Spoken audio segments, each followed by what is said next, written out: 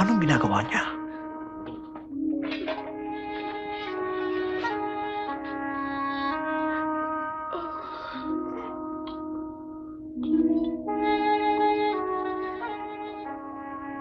Kung propeta ang taong ito, ay dapat alam niya na makasalanan ng babaeng yan.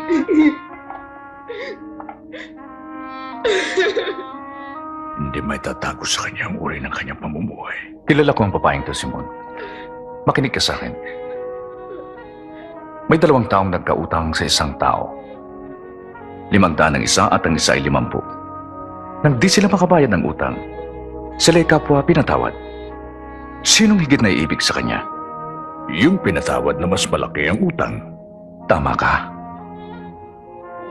Masdan mo siya. Nang dumating ako sa bahay mo, di mo nilinis ang mga paa ko.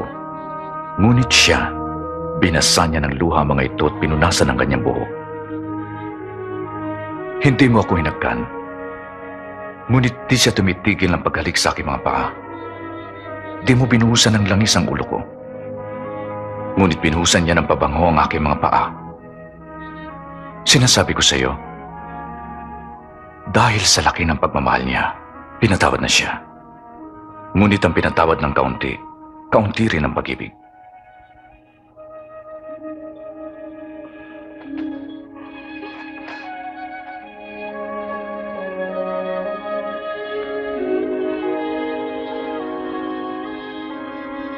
Pinatawad ka na.